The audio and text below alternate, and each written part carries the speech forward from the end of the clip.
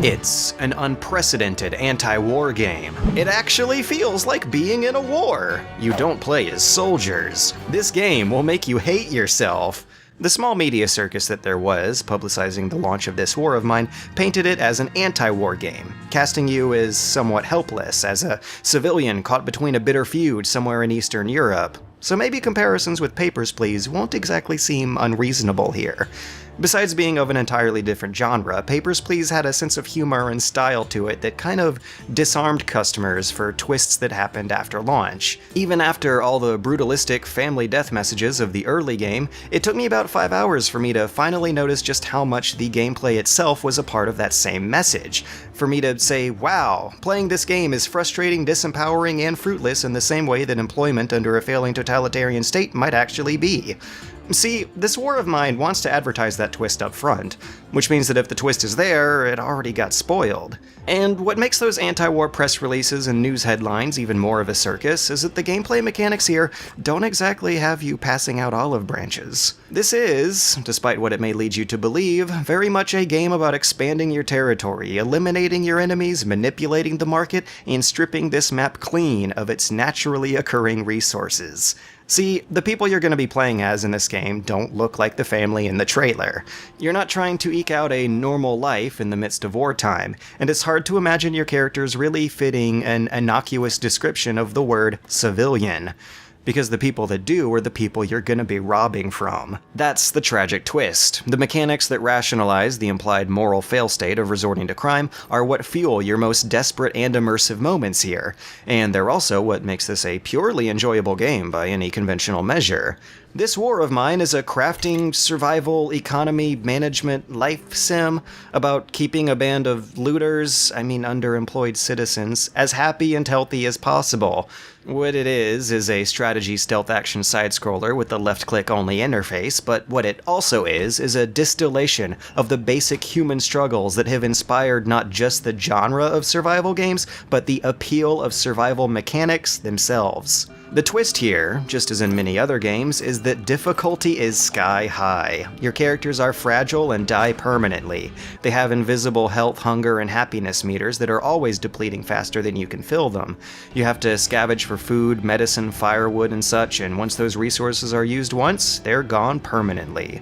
NPCs are incredibly stingy with trading. They will open fire if you step 1 foot out of line, and they will hold a grudge. Stealing from them and killing them is usually more trouble than it's worth, especially since you're only allowed to save once, but it's probably going to happen, at least once or twice per playthrough.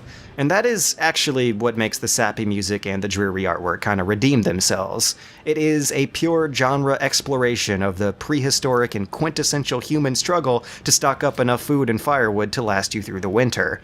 There are no pretensions to it, no fantasy. There's no whitewashing, gimmicky sugarcoating around this situation, even though the sappy music and sob story character bios try to act like a hard-hitting emotional grand slam. They're really just a skeletal framework for what is actually a very open-ended and player-driven survival sandbox.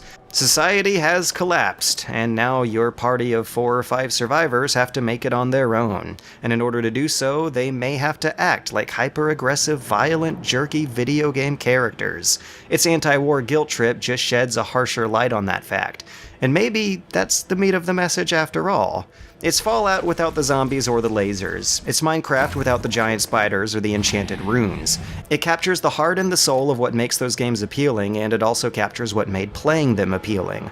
Whether it's guilt-tripping you or not, this game is, above all else, a well-paced, well-thought-out, very compelling and addicting survival game. The core processes of its gameplay are simply paced extremely well. It's divided into 20-second per hour day-night cycles, split up between life sim base-building segments for the daytime, and adventurous scavenging runs for the nighttime. Since characters move at a realistic speed but work at an impossible speed, it really feels like every second counts when they can whip through chores in a flash, but take their sweet time walking slowly over there before they can start doing them. For the nighttime segments, the careful attention paid to the timing and flow of animations means that escaping from danger always seems viable, and deaths always feel like the result of dumb player decisions rather than dumb luck. You can die very, very easily, but never unfairly, and that is perfect.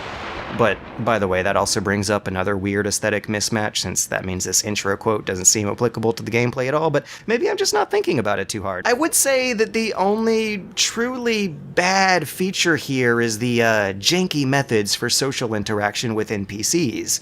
It's hard to tell what territory is and is not off limits, and what actions might set these guys off and what won't, but the logic behind it is in there somewhere, it's just not effectively communicated to the player. A few bold steps back and forth away from them, or some pilfering outside of their sightlines might set them off accidentally and unpredictably, but you're gonna want to be smart about making sure that won't happen in the first place, because tying together the days and the nights and the danger and the safety of everything here is the economy, a brutal, bartering economy that buckles under the weight of always worsening conditions. The world's resources are finite for you, but infinite for NPC merchants, and with the difficulty floor so high, that means that ultimately the key to victory is not just surviving another day, but rather figuring out how to sell these people their own rubble right back to them.